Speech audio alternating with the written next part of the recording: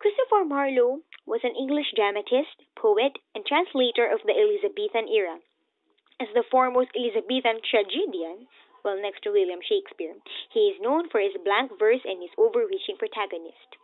Now, the tragical history of the life and death of Dr. Faustus, commonly referred to simply as Dr. Faustus, is one of the most famous and controversial plays written by Christopher Marlowe. It was first published in 1604, 11 years after Marlowe's death, and at least 12 years after the performance of the play. Dr. Faustus is a talented German scholar at Wittenberg who claims that he has reached the end of every subject that he has studied.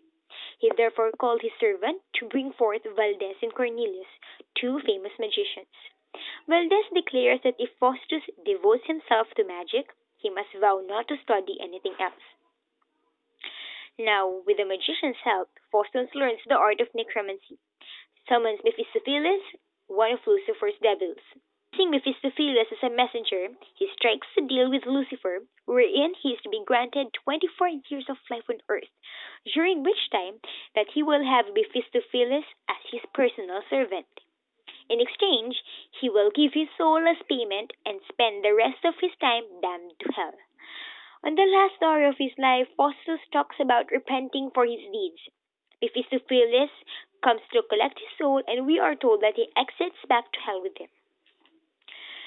As we can notice, the prevailing themes here are sin, redemption, and damnation. Insofar as Faustus is a Christian play, it deals with themes at the heart of Christianity's understanding of the world. First, there is this idea of sin, which Christianity defines as an act contrary to the will of God. In making a pact with Lucifer, Faustus commits what is, in a sense, the ultimate sin. Not only that he disobeyed God, but he consciously and even eagerly renounced obedience to him, choosing instead to swear alliance to the devil. In a Christian framework, however, even the worst deeds can be forgiven through the redemptive power of Jesus Christ. Thus, however terrible Faustus' pact with Lucifer may be, the possibility of redemption is always open to him.